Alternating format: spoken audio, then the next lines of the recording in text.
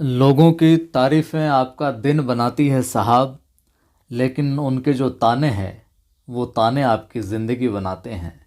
नमस्कार, जय हिंद। मैं हूं आपका दोस्त कवि आदि गणेश। स्वागत करता हूं आप सभी का और प्रारंभ करते हैं हम कक्षा 11 की जो अपनी अंतराभाग एक पुस्तक हमने प्रारंभ कर रखी है। आज उसका हम देखेंगे 8वां अध्याय, उसकी माँ, पांडे बेचैन शर्मा उग्र साहब कृत। ठीक है साथियों, आपसे निवेदन है, हमारे इस चैनल पर ग्रेड फर्स्ट और सेकंड का निःशुल्क रूप से पाठ्यक्रम हिंदी का चलाया जा रहा है। तो ज़्यादा से ज़्यादा मित्रों को जोड़ें। आप वीडियो को लाइक किया करें, शेयर किया करें, कमेंट करके अपनी प्रतिक्रिया भी दिया करें। हर जगह जो भी साथी आपके संबंध में है, आपसे जुड़ा हुआ है, उस तक वीडियो को शेयर किया करें आप। और पहली बार देख रहे हैं चैनल को सब्सक्राइब कर बेल आइकन भी क्लिक कर लेना। और कोई साथी रीट की तैयारी भी कर रहा है तो रीट का लगभग सारा पाठ्यक्रम पहले ही ऑलरेडी हमने रीट के समय में करवाया जा चुका है, तो वो भी आप प्ले लिस्ट में जाकर सारी चीज़ें देख सकते हैं। टेलीग्राम चैनल आपने ज्वाइन नहीं कर रखा है तो ज्वाइन कर लीजिए, डिस्क्रिप्शन में लिंक भी मिल जाएगा। कवि आदि गणेश हिंदी अगर सर्च करते हो, हिंदी देवनागरी में लिखना है कवि आदि गणेश हिंदी, जिस पर 4150 के तकरीबन लोग जुड़े हैं। उस टेलीग्राम चैनल को आप ज्वाइन कर लीजिए, वहाँ पर मैं पाठों से संबंधित कुछ ना कुछ सवाल वगैरह, न्यूज़ वगैरह डालता रहता हूँ। चलिए फिर प्रारंभ करते हैं। इत्मीनान से, जो ईमानदारी से इतने समय से मेरे से जुड़े हैं, उनको पता है कि किस गुणवत्ता के साथ में जो क्लासेज अपनी चल रही है। और शाम को मुझे ऐसा क्यों लग रहा है इस क्लास को तो ठीक ठाक लोग देख लेते हैं। शाम को अपनी 8 PM पर जो काव्य शास्त्र वाली क्लास होती है, जिसके अंदर हमने कल से काव्य गुण है, जो काव्य गुण टॉपिक है, जो प्रारंभ किया, जो कि ग्रेड फर्स्ट के अंदर भी है और ग्रेड सेकंड के अंदर भी बहुत बेहतरीन ढंग से पढ़ाया जा रहा है। तो वो क्लास कम लोग देखते हैं, तो उसको भी आप देखा करें। उस तरीके से बिल्कुल आसान भाषा में आपको क्लास शायद ही कहीं मिले, वो भी निःशुल्क रूप से। तो उस क्लास पर भी अपना प्यार दिया करें, शेयर किया करें। देखिए, पांडे बेचैन शर्मा उग्र साहब का परिचय हम देखें तो पांडे बेचैन शर्मा उग्र का जो जन्म है जो उत्तर प्रदेश के मिर्ज़ापुर जिले के चुनार नामक ग्राम में होता है 1900 ईस्वी में। कहाँ पर? यूपी के मिर्ज़ापुर जिले के चुनार नामक ग्राम में। परिवार में अभाव थे प्रारंभ से ही, और उन अभावों के कारण उनको जो है व्यवस्थित शिक्षा पाने का सुयोग नहीं मिला। यूँ कहें कि व्यवस्थित रूप से शिक्षा से वंचित है जो रहे, मगर अपनी नैसर्गिक प्रतिभा, जो स्वाभाविक प्रतिभा है और उनकी जो साधना है, उन्होंने अपने समय के अग्रणी गद्य शिल्पी के रूप में अपनी पहचान है जो बनाई। अपनी प्रतिभा के जरिए उन्होंने अपनी पहचान है जो विशेष पहचान बनाई, विशेष तौर से गद्य के अंदर। अपने तेवर और शैली के कारण उग्र जी अपने समय के चर्चित लेखक रहे हैं। अपने कवि मित्र निराला की तरह उन्हें भी पुरातन पंथियों के कठोर विरोधों का सामना है जो करना पड़ा। जो पुरातन पंथी लोग थे, जिस तरह से निराला को विरोधों का सामना करना पड़ा, उसी प्रकार उग्र साहब को भी, पांडे बेचैन शर्मा साहब को भी उन पुरातन पंथियों के विरोध का, उनके विचारों के, उनके कटाक्षों का है जो सामना है जो करना पड़ा साहब। पत्रकारिता से उग्र जी का सक्रिय संबंध था। पत्रकारिता के अंदर विशेष हाथ था इनका, जिसमें हम बात करें तो नोट कीजिएगा, आज, विश्वामित्र, स्वदेश, वीणा, स्वराज्य और विक्रम के संपादक है जो ये रहे। इतनी पत्र पत्रिकाओं के संपादन से जुड़े रहे, आज, विश्वामित्र, स्वदेश, वीणा, स्वराज्य और विक्रम। लेकिन हम बात करें तो मतवाला जो मंडल था, मतवाला मंडल के प्रमुख सदस्य के रूप में उनकी विशेष पहचान है। अगर विशेष पहचान की बात करें उग्र साहब की, तो मतवाला मंडल के प्रमुख सदस्य के रूप में हुई साहब। ठीक है, उग्र जी ने 100 से अधिक, शताधिक कहानियां लिखी। उग्र जी की प्रमुख कहानियों में हम बात करें तो ध्यान से सुनिएगा, नोट करते चलिएगा या फिर किताब में अंडरलाइन करते चलिएगा। पंजाब की महारानी रेशमी, ये इनकी कहानी है। पंजाब की महारानी रेशमी, पौली इमारत, चित्र विचित्र, कंचन सी काया, काल कोठरी, ऐसी होली खेलो लाल और कला का पुरस्कार आदि में है जो संकलित है इनकी कहानियां। पंजाब की महारानी रेशमी, पौली इमारत, चित्र विचित्र, कंचन सी काया, काल कोठरी, ऐसी होली खेलो लाल। और ये इनके उपन्यास तो कई बार पूछे जाते हैं, जिनमें चंद हसीनों के खतूत, बुधवा की बेटी और दिल्ली का दलाल, मनुष्यानंद आदि इनके यथार्थवादी उपन्यासों की रचना भी इन्होंने की। तो पूछ लिया जाए किस प्रकार के उपन्यास हैं, तो ये है यथार्थवादी। किस प्रकार के हैं? यथार्थवादी हैं साहब सारे के सारे उपन्यास, जिनमें चंद हसीनों के खतूत, बुधवा की बेटी तो जरूर ध्यान में रखिएगा आप। चंद हसीनों के खतूत, बुधवा की बेटी बहुत बार पूछा गया है। साथ ही साथ हम बात करें उग्र जी के, तो कहानी और उपन्यास के अतिरिक्त इन्होंने आत्मकथा, संस्मरण, रेखा चित्र आदि क्षेत्रों में भी अपनी है जो लेखनी चलाई है, लेखनी गतिशील रही है इन क्षेत्रों में भी। उनकी आत्मकथा अपनी खबर साहित्य जगत में बहुत चर्चित है। मोस्ट सवाल बनता है, और ये सवाल कई बार पूछा गया है कि अपनी खबर या उग्र जी ने अपनी आत्मकथा किस नाम से लिखी, तो किस नाम से लिखी साहब? अपनी खबर। अपनी खबर के नाम से आत्मकथा लिखने वाले कौन? उग्र साहब। तो ध्यान में रखना, ये बहुत महत्वपूर्ण सवाल बनता है, पूछा जा सकता है। उन्होंने महात्मा ईसा नाटक की बात करें तो महात्मा ईसा नाटक इसका उग्र जी का, और ध्रुवधारण ये खंड काव्य की भी रचना है जो इन्होंने की थी। महात्मा ईसा नाटक और ध्रुवधारण अपना खंड काव्य हो जाएगा। उग्र जी की कहानियों की भाषा जो है वो सरल है, अलंकृतता देखने को मिलती है, उनमें व्यवहारिकता है, जिसमें उर्दू के व्यवहारिक शब्द भी अनायास आ ही जाते हैं, प्रयोग में लिए गए हैं। भावों को मूर्तिमंत करने में इनकी भाषा जो है वो अत्यधिक सजीव और सशक्त कही है जो जा सकती है, जो कि पाठक के मर्म स्थल पर सीधा है जो प्रहार करती है। भावों के अनुरूप इनकी शैली में भी व्यंग्य परख है, व्यंग्यात्मकता है जो देखने को मिलती है। इनकी कहानियों में उसकी माँ, जिसका आज हम अध्ययन करेंगे, इनकी कहानियों में उसकी माँ, शाप, कला का पुरस्कार, जल्लाद और देशभक्त ये विशेष प्रसिद्ध है। तो देशभक्त, उसकी माँ, शाप, कला का पुरस्कार और जल्लाद ये कहानियाँ किनकी है साहब? उग्र साहब की है। ठीक है, ध्यान में रखिएगा। ये बहुत महत्वपूर्ण सवाल बनता है। उग्र जी प्रेमचंद युगीन कहानीकार है, तो पूछ लिया जाए उग्र जी किस समकालीन कहानीकार है, तो प्रेमचंद युग के, प्रेमचंद के समकालीन कहानीकार हैं, प्रेमचंद युग के कहानीकार हैं। ठीक है, ध्यान में रखना, ये सवाल भी पूछा जा सकता है। इसलिए उस समय की जो मुख्य प्रवृत्ति कौन सी, समाज सुधार इनकी कहानियों में मौजूद है। जिस प्रकार प्रेमचंद साहब ने अपनी कहानियों के अंदर, अपनी रचनाओं के अंदर समाज सुधार की जो मुख्य प्रवृत्ति है उस धारा के अंदर चले और उसी प्रकार रचनाएं की, तो उसी प्रकार की वही धारा, क्योंकि प्रेमचंद युगीन कहानीकार है उग्र साहब भी, तो इनकी कहानी के अंदर जो मुख्य प्रवृत्ति है, जो मेन केंद्र के अंदर जो बिंदु रहती है, बात रहती है, वो समाज सुधार देखने को मिलता है। समाज सुधार से संबंधित कहानियाँ इन्होंने रची है, लेखनी चलाई है। उसकी माँ, जो आज हम कहानी पढ़ेंगे इसमें है क्या, इसके संदर्भ को, इसके कंटेक्स्ट को अच्छे से समझिएगा, ताकि कहानी आगे जो है वो समझने में आसानी रहे। उसकी माँ जो कहानी है, ये देश की दुर्वस्था से चिंतित युवा पीढ़ी के विद्रोह को नए रूप में जो प्रस्तुत करती है, यानी कि देश की जो व्यवस्था है, जो बुरी व्यवस्था है, उससे चिंतित है आज का जो युवा, और वो युवा देश की जो स्थिति है, जो बुरी स्थिति है, वो उस पर चिंतन करता है और उसका विद्रोह करता है, विरोध करता है, उसको एक नए तरीके से प्रस्तुत करती है उसकी माँ, जो ये कहानी है आज हम जिसमें आगे हम पढ़ेंगे। यह युवा पीढ़ी देश की दुर्वस्था का जिम्मेदार शासन तंत्र को मानती है। जो आज की युवा पीढ़ी है, ये देश की जो ऐसी बुरी स्थिति हो गई है, दुर्वस्था जो हो गई है, उसका जिम्मेदार किसको मानती है? शासन तंत्र को है जो मानती है। ये सवाल पूछा जा सकता है। तथा इस शासन तंत्र को उखाड़ फेंकना चाहती है ये युवा पीढ़ी। दुष्ट, व्यक्तिनाशक, राष्ट्र के सर्वनाश में अपना है जो योगदान ही इस पीढ़ी का है जो सपना है। यथार्थ के तूफानों से बेपरवाह ये पीढ़ी जानती है कि नष्ट हो जाना तो यहाँ का नियम है। जो संवारा गया है वह बिगड़ेगा ही, ये युवा पीढ़ी के लोग कहते हैं। जो संवारा गया है वो बिगड़ेगा ही, और हमें दुर्बलता के डर से अपना काम नहीं रोकना चाहिए। कौन कहता है ये? आज की जो युवा पीढ़ी है उनके कथन है। कर्म के समय हमारी भुजाएं दुर्बल नहीं, भगवान की सहस्त्र भुजाओं की सखियां हैं। तो ये ध्यान में रखना, यहाँ सवाल बन सकता है, कर्म के समय हमारी भुजाएं दुर्बल नहीं, बल्कि किनकी सहस्त्र भुजाओं की सखियां हो जाती है? भगवान की सहस्त्र भुजाओं की सखियां हैं जो हो जाती है कर्म के समय हमारी भुजाएं। ये युवा पीढ़ी कहती है। तो इस प्रकार सवाल है जो परीक्षा में पूछे जाते हैं।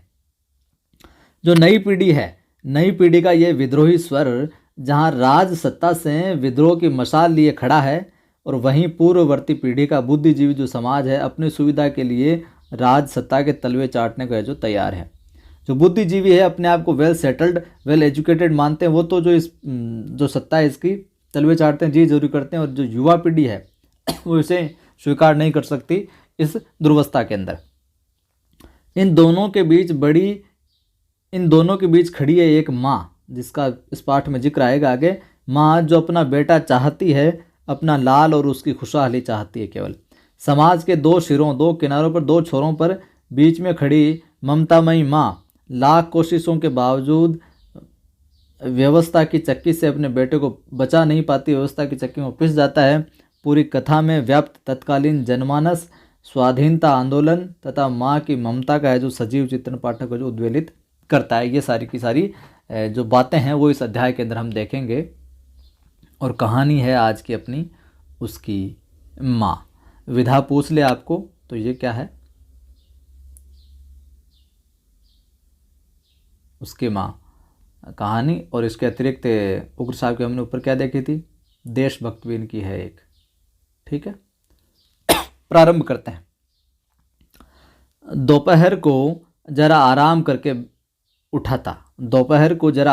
उठा था पंक्ति किस अध्याय से ली गई है, उसकी माँ से ली गई है, जिसके रचनाकार कौन है, उग्र जी।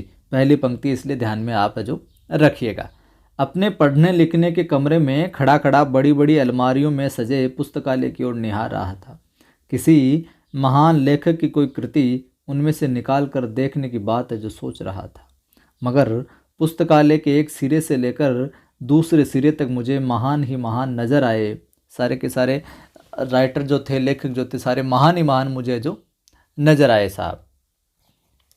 कहीं कहीं गेटे है, कहीं रूसो है, कहीं मेजिनी है, तो कहीं नित्से है, तो फिर कहीं हमें शेक्सपियर देखने को मिलता है, तो कहीं टोल्स्टॉय देखने को मिलता है, कहीं ह्यूगो देखने को मिलता है, कहीं मोपासा, तो कहीं डिकेंस, कहीं स्पेंसर, तो कहीं मैकाले, मिल्टन, मोलियर। उफ, इधर से उधर तक एक से एक है जो महान ही महान थे। महान ही महान लोग हैं जो शख्स दिखाई दे रहे थे यहाँ पर पुस्तकालय के अंदर। मतलब महान लोगों को दिखाई देने से तात्पर्य है उनकी पुस्तकें।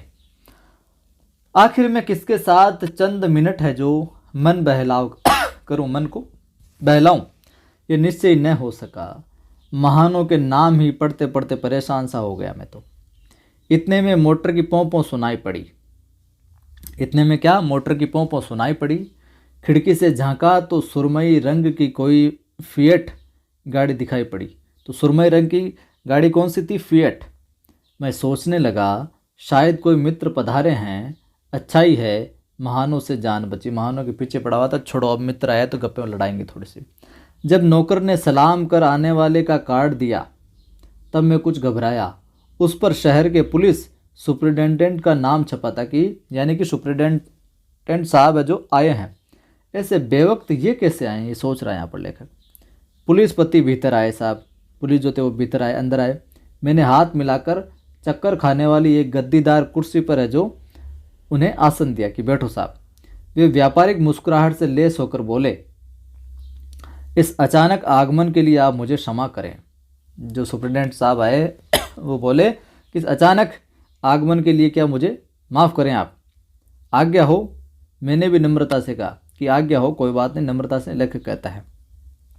उन्होंने पॉकेट से डायरी निकाली। उन्होंने किसने, पुलिसपति साहब ने बोले निकाली। डायरी से एक तस्वीर निकाली और बोले, देखिए इसे ज़रा बताइए तो आप पहचानते हैं इसको। तो इधर अपने लेखक महोदय बोलते हैं, हाँ पहचानता तो हूँ, ज़रा सहमत हुए। मैंने बताया, इसके बारे में मुझे आपसे जो कुछ पूछना है। पुलिसपति का कथन है, पूछिए इसका नाम क्या है। तो ये बताते हैं लेखक कि लाल, मैं इसी नाम से बचपन से इसे पुकारता आ रहा हूँ, मगर यह पुकारने का नाम है, एक नाम कोई और है सो मुझे स्मरण नहीं कि एक और नाम है इसका जो मुझे याद नहीं है अभी। कहाँ रहता है ये। सुपरिटेंडेंट ने मेरी और है जो देख कर पूछा। तो सुपरिटेंडेंट साहब देख कर पूछते हैं कि कहाँ रहता है ये। मेरे बंगले के ठीक सामने एक 2 मंजिला कच्चा पक्का घर है, उसी में वह जो रहता है। तो यहाँ पर ध्यान में रखिएगा, ये सवाल यहाँ से बन सकता है कि मेरे बंगले के ठीक सामने एक 2 मंजिला कच्चा पक्का घर है, उसी में वह रहता है, तो वह किसकी बात करें, वह किसके लिए है, जो लाल बता रहा लेखक उसके लिए है, लाल वहाँ रहता है। और वह है और उसकी बूढ़ी माँ, बूढ़ी माँ का नाम क्या है, तो जानकी। तो पूछ लिया जाए सवाल, लाल की माँ का नाम क्या है अध्याय में, तो जानकी, या फिर बूढ़ी का नाम क्या है, जानकी। ध्यान में रखना इस सवाल को भी, ये सवाल है जो पूछा जा सकता है इस प्रकार से। आगे देखिए, आगे वापस वो पूछता कि और कोई नहीं है क्या इसके परिवार में, दोनों का पालन पोषण कौन करता है। तो ये फिर लेखक महोदय कहते हैं कि 7-8 वर्ष हुए हैं, लाल के पिता का देहांत हो गया है, अब उस परिवार में वह और उसकी माता ही बचे हैं। उसका पिता जब तक जीवित रहा बराबर मेरी जमींदारी का मुख्य मैनेजर रहा और उसका नाम था रामनाथ। तो लाल की माता का नाम पूछ ले तो जानकी, और पिता का नाम पूछ ले आपसे अगर सवाल के अंदर क्या हो जाएगा, रामनाथ। ठीक है, रामनाथ। और ये रामनाथ साहब क्या जमींदारी के मुख्य मैनेजर रहे इनके। और वही मेरे पास कुछ 1000 रुपये जमा कर गया था रामनाथ महोदय, तो जिससे अब तक उनका खर्चा चल रहा था। लड़का कॉलेज में पढ़ रहा है, जानकी को आशा है वह 1-2 साल बाद कमाने और परिवार को संभालने जो लायक हो जाएगा, संभालने लगेगा साहब। मगर माफ़ कीजिए, क्षमा कीजिए, क्या मैं ये पूछ सकता हूँ कि आप उसके बारे में क्यों इतनी पूछताछ कर रहे हो। तो ये अपने लेखक महोदय ये सुप्रिटेंडेंट से पूछते कि आप इतनी पूछताछ जो इंक्वायरी कर क्यों रहे हो। तो वो जवाब देते हैं, ये तो मैं आपको नहीं बता सकता, मगर इतना आप समझ लें कि ये सरकारी काम है, इसलिए आज मैंने आपको इतनी तकलीफ़ है जो दी है, बाकी और कोई बात नहीं है। अजी इसमें तकलीफ़ की क्या बात है, हम तो 7 पुश्त से सरकार के फरमाबरदार हैं, और कुछ आज्ञा यानी हम तो सरकार की आज्ञा के अनुसार ही चल रहे हैं, सरकार की जी हजूरी कर रहे हैं, और कुछ आगे और कोई बात है तो बताओ।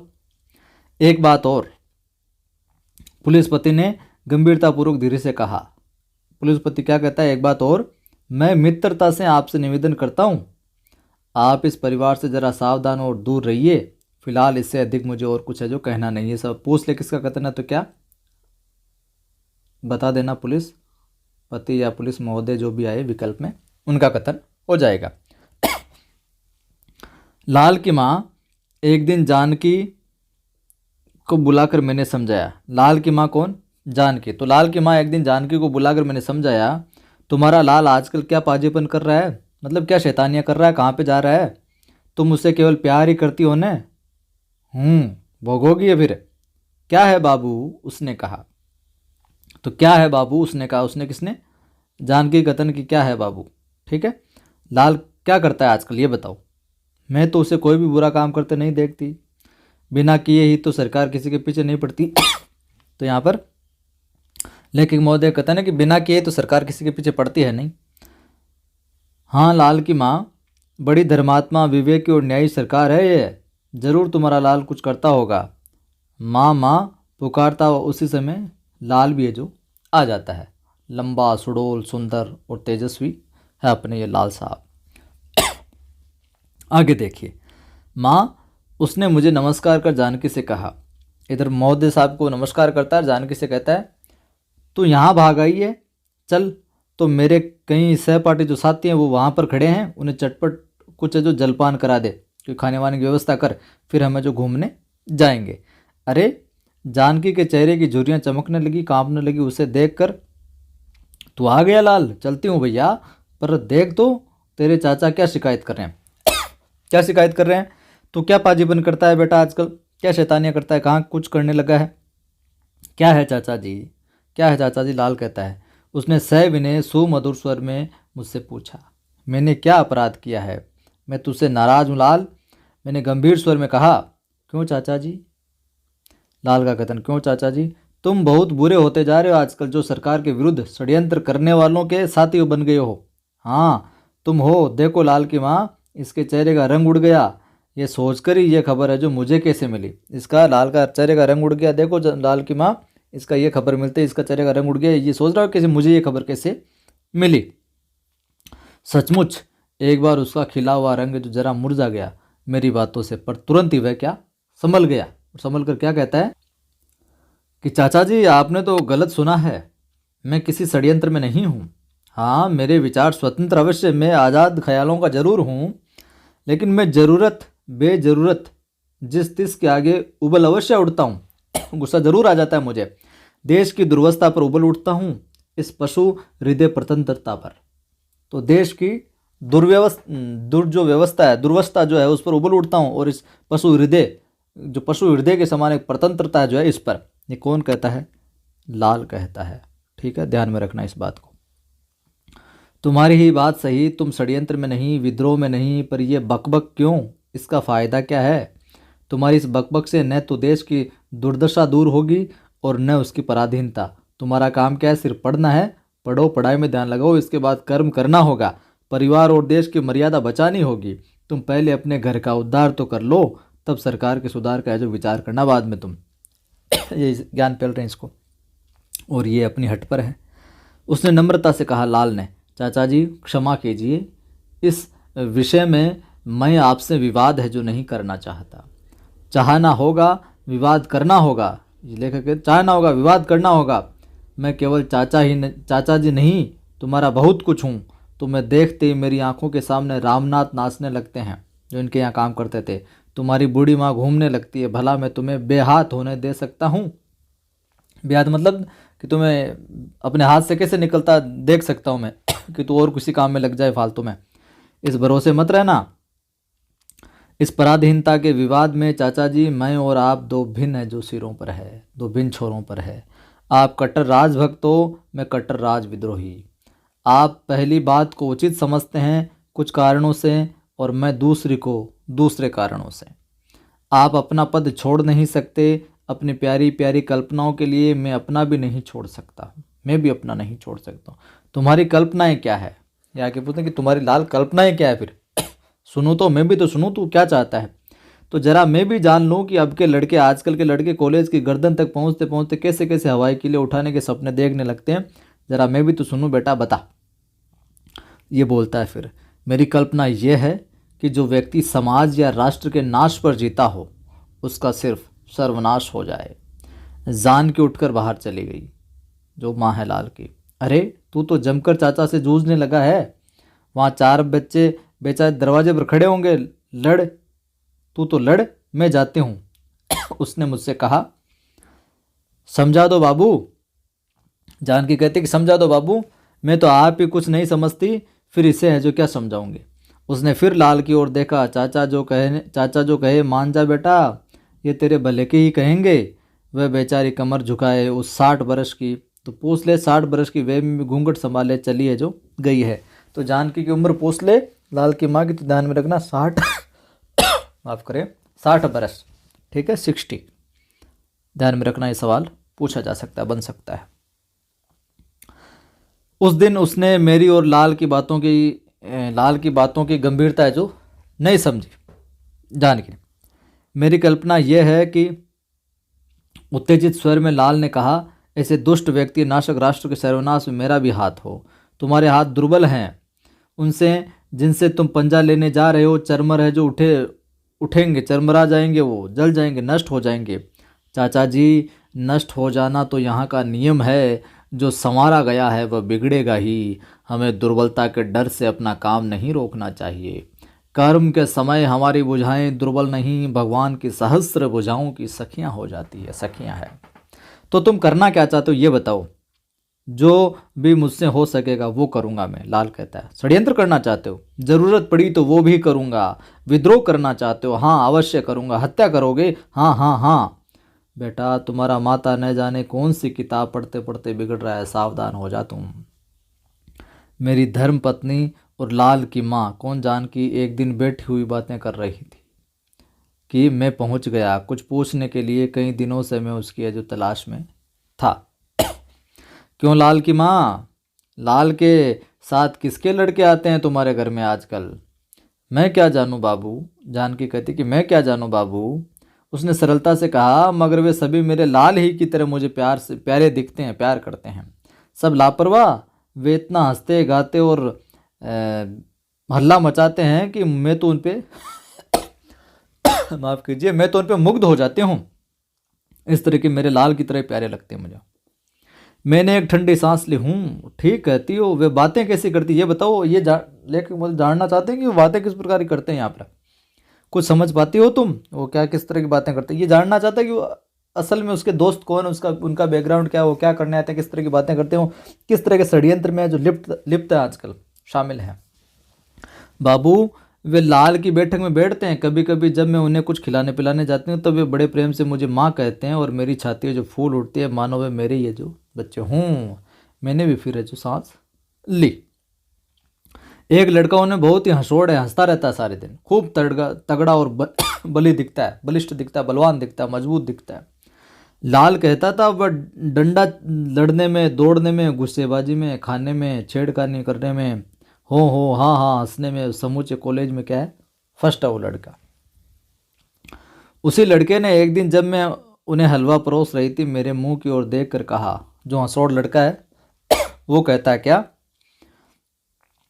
माँ तू तो ठीक भारत माता सी लगती है, तू बूढ़ी वह भी बूढ़ी, उसका उजला हिमालय है और तेरे केश, तो उजला हिमालय भारत माँ का और तेरे केश उसके समान है। हाँ नक्शे से साबित करता हूँ तू भारत माता है।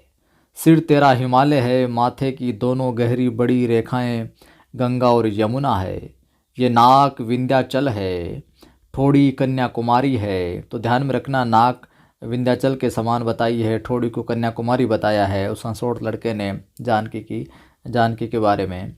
तथा छोटी बड़ी झुर्रियाँ रेखाएं भिन्न भिन्न पहाड़ और नदियाँ है। जरा पास आ मेरे, तेरे केशों को पीछे से आगे और बाएं कंधे पर लहरा तो बाएं कंधे पर ले आऊं तो वह बर्मा बन जाएगा, बिना उसके भारत माता का श्रृंगार शुद्ध न होगा। जानकी उस लड़के की बातें सोच गदगद हो उठी, प्रसन्न हो उठी। बाबू ऐसा ढीठ लड़का, सारे बच्चे हंसते रहे और उसने मुझे पकड़ मेरे बालों को बाहर कर अपना बर्मा है जो तैयार कर लिया साहब। उसकी सरलता मेरी आंखों में आंसू बनकर छा गई। मैंने पूछा, लाल की माँ और भी वे कुछ बातें करते हैं क्या, लड़ने की, झगड़ने की, गोला गोली, बंदूक की, इस प्रकार कोई बातें करते हैं क्या, बता दो। अरे बाबू, उसने मुस्कुराकर कहा, वे सभी बातें करते हैं, उनकी बातों का कोई मतलब थोड़ी होता है। सब जवान है, लापरवाह है, जो मुंह में आता है वो बकते रहते हैं। कभी कभी तो पागलों की भी सी बातें करते हैं। महीना भर पहले एक दिन लड़के बहुत उत्तेजित थे। न जाने कहाँ लड़कों को सरकार है जो पकड़ रही है, मालूम नहीं पकड़ती भी है या वे यही गप्पे हैं जो हाँक रहे हैं। मगर उस दिन वे यही बक रहे थे कि पुलिस वाले केवल संदेह पर भले आदमी के बच्चों को क्या त्रास देते हैं, मारते हैं और सताते हैं। ये अत्याचारी पुलिस की नीचता है। इस नीच शासन प्रणाली को स्वीकार करना अपने धर्म को, कर्म को और आत्मा को, परमात्मा को भुलाना है, एक तरीके से धीरे धीरे भुलाना, मिटाना है। एक ने उत्तेजित भाव से कहा, अजी ये परदेसी कौन लगते हैं हमारे, जो बरबस राजभक्ति बनाए रखने के लिए हमारी छाती पर जो तोप का मुंह लगाए अड़े हुए हैं, खड़े हैं ये। उफ, इस देश के लोगों के हिये की जो आंखें वो मुंद गई है, लोगों के अंतर्मन की जो आंखें हैं वो मुंद गई, एक तरीके से बंद हो गई है। तभी तो इतने जुल्म होने के बावजूद भी आदमी आदमी से क्या डरता है। ये लोग शरीर की रक्षा के लिए अपनी आत्मा की चिता संवारते हैं, फिरते हैं। नाश हो इस परतंत्रवाद का। दूसरे ने कहा क्या, दूसरा लड़का क्या कहता है, लोग ज्ञान न पा सके इसलिए सरकार ने हमारे पढ़ने लिखने के साधनों को अज्ञान से भर रखा है। तो लोग ज्ञान न पा सके इसलिए सरकार ने हमारे पढ़ने लिखने के साधनों को अज्ञान से भर रखा है। किसका कथन है, दूसरे लड़के का, दूसरे का। लोग वीर और स्वाधीन न हो सके इसलिए अपमानजनक और मनुष्यताहीन नीति मर्दक कानून गढ़े हैं, नीतियों को नष्ट करने वाले कानून बना रखे हैं।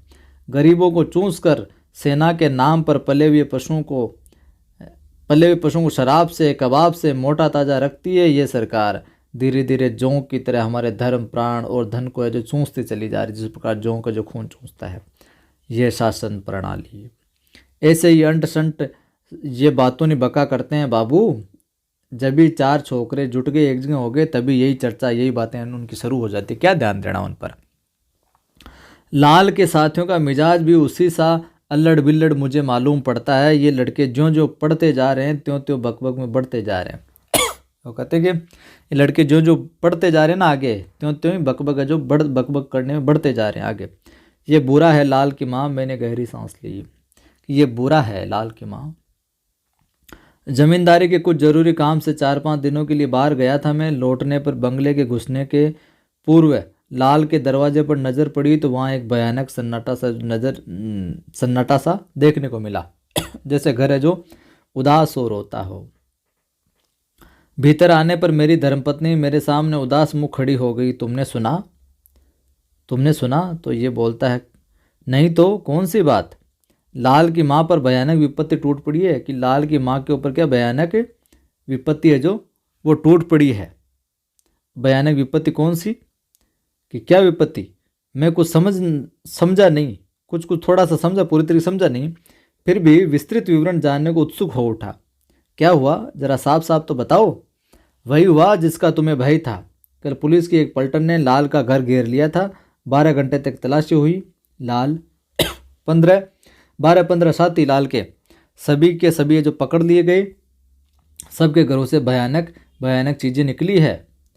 तो बता लाल के यहाँ से क्या? उसके यहाँ भी 2 पिस्तौल मिली। तो लाल के यहाँ से 2 पिस्तौल मिली है, बहुत सारे कारतूस और पत्र पाए, जो पत्र हैं वो पाएंगे, लेटर है जो वो मिले हैं। तो पूछ ले लाल के घर से कितनी पिस्तौलें बरामद की गई? 2। सुना है उन पर हत्या का, षड्यंत्र का, सरकारी राज्य उलटने की चेष्टा आदि के अपराध है जो लगाए गए, आरोप लगाए गए। मैंने ठंडी सांस ली। मैं तो महीनों से चिल्ला रहा था भाई साहब, महीनों पहले से बोल रहा था कि वह लौंडा धोखा देगा। अब ये बूढ़ी बेचारी मरी, अब इसका क्या होगा? वह कहाँ है? तलाशी के बाद तुम्हारे पास आई थी। वह कहाँ है? यानी जानकी। तलाशी के बाद तुम्हारे पास आई थी। जानकी मेरे पास कहाँ आई? बुलवाने पर भी कल नकार गई। नौकर से कह लाया कि पराठे बना रही हूँ, हलवा तरकारी अभी बनाना है, नहीं तो वे बिल्लड़ बच्चे हवालात से क्या मुरझाने जाएंगे हवालात के अंदर। अब हवालात में उनके बाद में भी वो खाने पानी की व्यवस्था करने में लगे। जेल वाले और उत्साही बच्चों की दुश्मनी ये सरकार उन्हें भूखे मार डालेगी, मगर मेरे जीते जी ये नहीं होने का मैं उन्हें खिलाऊंगी पिलाऊंगी, अच्छे से भेजूंगी खाना। वह पागल है, भोगेगी। मैं दुख से टूटकर चारपाई पर जो गिर पड़ा। मुझे लाल के कर्मों पर घोर खेद हुआ, लाल के कर्मों में बड़ा दुख हुआ। इसके बाद प्राय 1 वर्ष तक वह मुकदमा चला। कोई भी अदालत के कागज उलट कर देख सकता है। सीआईडी ने और उनके प्रमुख अधिकारी सरकारी वकील ने उन लड़कों पर बड़े बड़े दोष आरोपित किए, मर दिए। उन्होंने चारों ओर गुप्त समितियां कायम की थी, खर्चे और प्रचार के लिए डाके डाले थे। सरकारी अधिकारियों के यहाँ पर रात में छापा मारकर शस्त्र जो एकत्रित किए थे। उन्होंने न जाने किस पुलिस के दरोगा को भी मार दिया था, न जाने कहाँ, न जाने किस पुलिस सुपरिटेंडेंट को। ये सभी बातें जो सरकार की ओर से प्रमाणित है जो की गई साहब। आगे उधर उन लड़कों की पीठ पर कौन था? प्राय कोई नहीं है। किसकी लीडरशिप में क्या कुछ करे? कोई नहीं। सरकार के डर के मारे पहले तो कोई वकील ही उन्हें नहीं मिल रहा था। पहले तो कोई वकील नहीं मिला उनकी पैरवी करने के लिए। फिर एक बेचारा मिला भी तो नहीं का भाई। उनकी पैरवी में सबसे अधिक परेशान वह बूढ़ी रहा करती। वह लोटा थाली जेवर आदि बेचकर सुबह शाम उन बच्चों को भोजन पहुंचाती थी। फिर वकीलों के यहाँ जाकर दांत निपोड़ती, गिड़गिड़ाती, कहती सब झूठ है। न जाने कहाँ से पुलिस वालों ने ऐसी ऐसी चीज़ें हमारे घरों से जो पैदा कर दी है। वे लड़के केवल बातों नहीं है। हाँ, मैं भगवान का चरण छूकर कह सकती हूँ, तुम जेल में जाकर देखो वकील बाबू, भला फूल से बच्चे हत्या कर सकते हैं? माँ तो माँ ही होती है साहब। उसका तन सूखकर कांटा हो गया। उसका किसका? जानकी का। ध्यान में रखना, ये सवाल पूछा जा सकता है कि उसका तन सूखकर कांटा हो गया, किसका? जानकी का। कमर झुककर धनुषी हो गई, आंखें निस्तेज, मगर उन बच्चों के लिए दौड़ना, हाय हाय करना उसने बंद न किया साहब। कभी कभी सरकारी नौकर, पुलिस या वार्डन झुंझलाकर उसे झिड़क देते, धक्का भी देते, भगो यहाँ से, क्या आ जाती हो रोज रोज। उसको अंत तक ये विश्वास रहा कि ये सब पुलिस की चालबाजी है। पुलिस का किया धरा है सारा कुछ। अदालत में जब दूध का दूध और पानी का पानी किया जाएगा तब वे बच्चे जरूर बेदाग छूट जाएंगे। वे फिर उसके घर में लाल के साथ आएंगे, उसे माँ कहकर जो पुकारेंगे। वो ऐसा सोचती रही। मगर उस दिन उसकी कमर टूट गई, जिस दिन ऊंची अदालत ने भी लाल को, उस बंगड़ लठेत को तथा 2 लड़कों को फांसी और 10 को 10 वर्ष हैं जो 7 वर्ष तक का जो कड़ी सजाएं हैं जो सुना दी। वह अदालत के बाहर झुकी खड़ी, बच्चे बेड़ियां बजाते मस्ती से झूमते बाहर आए, क्योंकि तो परिवर्तन का जोश था उनमें, तो झूमते बाहर आए। सबसे पहले उस बंगड़ की जो नज़र है उस पर पड़ी। माँ, वह मुस्कुराया। अरे हमें तो हलवा खिला खिला कर तूने गधे सा तगड़ा कर दिया है, ऐसा कि फांसी की रस्सी है जो टूट जाए और अमर ही है जो हम बने रहें। ये किसका? बंगड़ कहता है ये। मगर तू स्वयं सूख कर कांटा हो गई है। क्यों पगली, तेरे लिए घर में खाना नहीं है क्या? आगे देखिए साहब, आगे हम बात करते हैं कि माँ उसके लाल ने कहा। लाल क्या कहता है? तू भी जल्द वहीं आना जहाँ हम लोग जा रहे हैं। तू भी जल्द वहीं आना जहाँ हम लोग जा रहे हैं। किसका कहता है? लाल का। किससे कह रहा है? माँ से। यहाँ से थोड़ी देर का रास्ता है माँ, एक सांस में पहुँचेगी। वही हम स्वतंत्रता से मिलेंगे, आज़ादी से मिलेंगे, तेरी गोद में खेलेंगे, तुझे कंधे पर उठाकर इधर से उधर दौड़ते फिरेंगे। समझती है वहाँ बड़ा आनंद है। आएगी न माँ? बंगड़ ने पूछा। आएगी न माँ? फिर लाल पूछता है। आएगी न माँ? फांसी दंड प्राप्त 2 दूसरे लड़कों ने भी यही पूछा। और वह टुकुर टुकुर उनका मुंह ताकते रही। तुम कहाँ जाओगे पगलों? कि तुम पगलों जाओगे कहाँ, ये तो बताओ। 1 मिनट जूम कर लेते हैं इसको थोड़ा वापस। कि तुम पगलों जाओगे कहाँ? तो जब से लाल और उसके साथी पकड़े गए हैं तब से शहर या मोहल्ले का कोई भी आदमी लाल की माँ से मिलने से डरता था कि यार इस फालतू के पछड़े में नहीं पड़ना, वो तो अपराधी की माँ है। उसे रास्ते में देखकर जाने पहचाने बगले झांकने लगते। मेरा स्वयं अपार प्रेम था उस बेचारी बुढ़ी पर, मगर मैं भी बराबर दूर ही रहा। फिर उससे कौन अपनी गर्दन मुसीबत में डालता विद्रोह की माँ से संबंध रखकर। उस दिन ब्यालू करने के बाद कुछ देर के लिए पुस्तकालय वाले कमरे में गया, किसी महान लेखक की कोई महान कृति क्षण भर देखने के लालच से। मैंने फिर मैगजीन की एक जिल्द निकाल कर उसे खोला। पहले ही पन्ने पर पेंसिल की लिखावट देखकर चौंका। ध्यान देने पर पता चला वे लाल के हस्ताक्षर थे। मुझे याद पड़ गई, 3 वर्ष पहले उस पुस्तक को मुझसे मांगकर उस लड़के ने पढ़ा था। तो लाल ने कितने साल पहले मैगजीन की पुस्तक मांगी थी पढ़ने? 3 वर्ष पहले। ठीक है, ध्यान में रखना। कौन सी पुस्तक? मैगजीन की। एक बार मेरे मन में बड़ा मोह उत्पन्न हुआ उस लड़के के लिए। उसके पिता रामनाथ की दिव्य और स्वर्गीय तस्वीर मेरी आंखों के सामने नाच गई। लाल की माँ पर उसके सिद्धांतों, विचारों या आचरणों के कारण जो वज्रपात हुआ ना भाई साहब, उसकी एक ठेस मुझे भी लगी। उसके हस्ताक्षर को देखते ही लगी मेरे मुंह से गंभीर, लाचार, दुर्बल सांस निकल कर है जो रह गई। आगे हम इसमें देखें तो पर दूसरे क्षण, दूसरे पल में पुलिस सुपरिटेंडेंट का ध्यान आया। उसकी भूरी डरावनी अमानवी आंखें मेरी, आप सुखी तो जग सुखी, कि आप सुखी, खुद ठीक हो तो मामला सब ठीक है। आंखों में वैसे ही चमक गई जैसे उजड़ गांव के सिवान में कभी कभी भूतई चिनगारी चमक जाया करती है। उजाड़ में कोई भूत चिनगारी चमक जाया करती है। उसके रूखे फौलादी हाथ जिनमें लाल की तस्वीर थी, वो सुपरिटेंडेंट की बात कर रहे हैं यहाँ पर, मानो मेरी गर्दन चापने लगे हो। मैं इसमें पहला गया तो इसमें शामिल हुआ तो वो मेरी गर्दन तक भी उसके हाथ आ सकते। मैं मेज पर से रबर यानी इरेजर उठाकर उस पुस्तक पर से उसका नाम उधेड़ने लगा कि नाम को मिटा दूं मैं। उसी समय मेरी पत्नी के साथ लाल की माँ वहाँ पर आई। उसके हाथ में एक पत्र था। अरे मैं अपने को रोक न सका। लाल की माँ, तुम तो बिल्कुल पीली पड़ गई हो। तुम इस तरह मेरी ओर निहारती हो मानो कुछ देखती ही नहीं हो। यह हाथ में क्या, बताओ? उसने चुपचाप पत्र मेरे हाथ में दे दिया। मैंने देखा उस पर जेल की मुहर थी। सज़ा सुनाने के बाद वह वहीं भेज दिया गया था, ये मुझे मालूम था। वहीं मतलब ऊपर। मैं पत्र निकाल कर पढ़ने लगा। वह उसकी अंतिम चिट्ठी थी। मैंने कलेजा रुखा कर उसे जोर से पढ़ दिया। माँ, जिस दिन तुम्हें यह पत्र मिलेगा उसके सवेरे में बाल अरुण के किरण रथ पर, बाल अरुण के मतलब जो सूर्य के समय, प्रातःकाल सूर्य का जो बाल अरुण है उसका जो किरणें किरण पथ पर चढ़कर उस ओर चला जाऊंगा, यानी ऊपर चला जाऊंगा, यूँ समझ लीजिए, किरण रथ पर चढ़कर।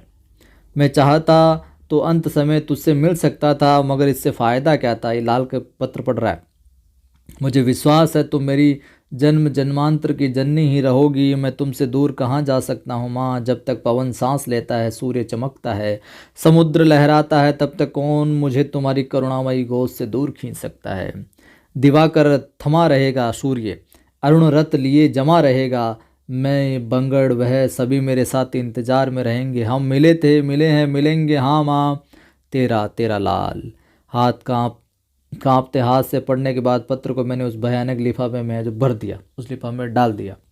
मेरी पत्नी की विकलता, बेचैनी हिचकियों पर चढ़कर कमरे को करुणा से कपाने लगी, मगर वह जान की ज्यों की त्यों लकड़ी पर झुकी पूरी खुली और भावहीन आंखों से मेरी ओर देखती रही, मानो वह उस कमरे में थी ही नहीं। चुपचाप क्षण भर बाद हाथ बढ़ाकर मौन भाषा में उसने पत्र मांगा जानकी ने, और फिर बिना कुछ कहे कमरे के फाटक के बाहर हो गई, डुगुर डुगुर लाठी टेकती हुई। इसके बाद शून्य सा होकर मैं धम से कुर्सी पर गिर पड़ा, माथा चक्कर खाने लगा। उस पाजी लड़के के लिए, इस सरकार की क्रूरता के लिए भी नहीं, उस बेचारी भोली बूढ़ी जानकी लाल की माँ के लिए आ है। वह कैसी स्तब्ध थी। उसकी स्तब्धता अगर किसी दिन प्रकृति को मिल जाए ना, तो आंधी तूफान आ जाए, समुद्र पाता तो बौखला उड़ता। क्या उस बूढ़ी की स्तब्धता जो बिल्कुल भाव शून्य से हो गई थी। जब 1 का घंटा बजा, 1 बजे की घंटी बजी, तो मैं जरा सकबगाया। ऐसा मालूम पड़ने लगा मानो हरारत पैदा हो गई है, एक तरीके से सीरन सी माथे में, छाती में, रग रग में। पत्नी ने आकर कहा, बैठे ही रहोगे, सोओगे नहीं। मैंने इशारे से उसे जाने को कहा कि तुम जाओ यहाँ से। फिर मेजिनी की जिल्द पर नज़र गई, उसके ऊपर बड़े रबर पर भी, फिर अपने सुखों की, जमींदारी की, धनिक जीवन की, और उस पुलिस अधिकारी की निर्दयी निरस निस्सार आंखों की स्मृति कलेजे में कंपन भर गई।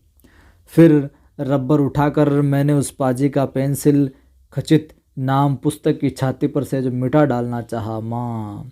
मुझे सुनाई पड़ा, माँ की आवाज़ उसे सुनाई पड़ी, इस तरह का स्वर। ऐसा लगा गोया लाल की माँ करा रही, ऐसा लगा कि मुझे कि जो लाल की माँ है जानकी, वो करा रही है कहीं से। मैं रबर हाथ में लिए दहलते दिल से बिल्कुल व्याकुल होते हुए खिड़की की ओर बढ़ा। लाल के घर की ओर कान लगाने पर सुनाई न पड़ा। मैं सोचने लगा, भ्रम होगा ये मेरा। वह अगर कराती बिलकती होती तो एक आध आवाज़ और अवश्य सुनाई पड़ती मुझे। वह कराने वाली औरत है भी नहीं। वैसे रामनाथ के मरने पर भी उस तरह नहीं गिगी जैसे साधारण स्त्रियां ऐसे अवसरों पर तड़पा करती है।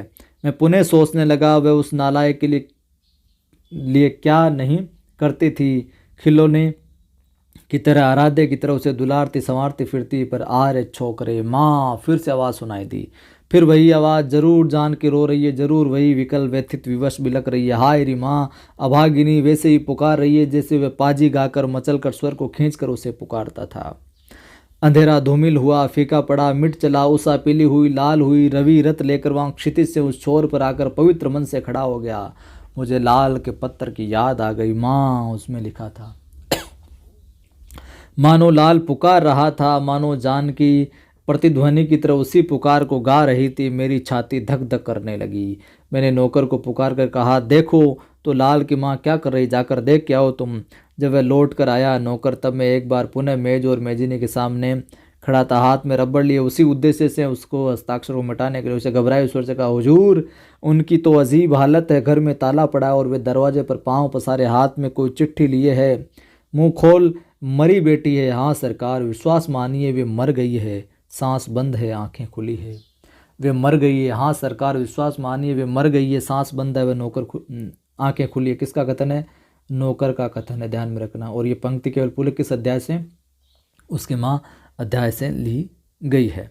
तो ये था अपना अध्याय। कैसा लगा कमेंट करके बताना। शब्दार्थ देख लिए। पुस्त यानी पीढ़ी, फरमाबरदार यानी आज्ञाकारी सेवक। पूछा जा सकता है शब्दार्थ कि फरमाबरदार का अर्थ है आज्ञाकारी सेवक, पाजीपन यानी बदमाशी, शरारती, दुर्वस्था, बुरी हालत, हंसोड़, हंसमुख प्रवृत्ति का, नीति मर्दक करने, नीति को मिटाने वाला, नष्ट करने वाला, मंगड़ यानी शरारती, ब्यालु यानी रात का भोजन, बाल अरुण यानी सुबह सुबह का सूर्य, लालिमा युक्त, जैसे मैंने क्या आपको बताया। देखिए साथियों, ईमानदारी से समर्पण भाव के साथ में वीडियो ये क्लासेज आप करवाई जा रही, तो वीडियो को लाइक नहीं किया तो लाइक कर दो अभी। सभी दोस्तों के साथ ज़रूर शेयर किया करो। फेसबुक, व्हाट्सअप सभी जितने आपके ग्रुप हैं वहाँ पर स्टेटस लगाया करो, उसमें डाला करो वीडियो को, ताकि उन तक ये चीज़ें पहुँचे। पहली बार आप देख रहे हो, चैनल को सब्सक्राइब कर बेल आइकन क्लिक कर लो, ऑल नोटिफिकेशन पर क्लिक कर लो, ताकि हर वीडियो की सूचना मिलती रहे। और टेलीग्राम चैनल का लिंक डिस्क्रिप्शन में मिल ही जाएगा, कवि आदि गणेश हिंदी, जिस पर 4150 से ज़्यादा लोग जुड़े हैं। उस टेलीग्राम चैनल को ज्वाइन कर लीजिए। और आप मोटिवेशनल वीडियो देखना चाहते हो, पढ़ाई से संबंधित आपकी कोई भी समस्या है, तो मेरा दूसरा एक यूट्यूब चैनल है, आदि की आवाज़ नाम से एक और यूट्यूब चैनल है मेरा, जिस पर मैं मोटिवेशनल वीडियो डालता हूँ, कविताएँ डालता हूँ। आपकी पढ़ाई से रिगार्डिंग कोई समस्या है तो उन समस्याओं को निस्तारण है तो मैं वहाँ पर वीडियो अपलोड करता रहता हूँ। तो उस चैनल को भी, मेरे ये आदि का आवाज़ चैनल है, इसको भी ज़रूर सब्सक्राइब करें और प्यार दें। वहाँ पर भी नियमित रूप से जुड़े रहें मेरे साथ। ग्रेड फर्स्ट, सेकंड और आगामी समय में कुछ रीट जब बिल्कुल नज़दीक आ जाएगी तो उसकी भी कुछ ना कुछ टेस्ट सीरीज़ वगैरह और अपने ग्रेड फर्स्ट सेकंड की भी टेस्ट सीरीज़ वगैरह हम चलाएंगे। जुड़े रहिए, जोड़ते रहिए। जय हिंद, फिर मिलता हूँ।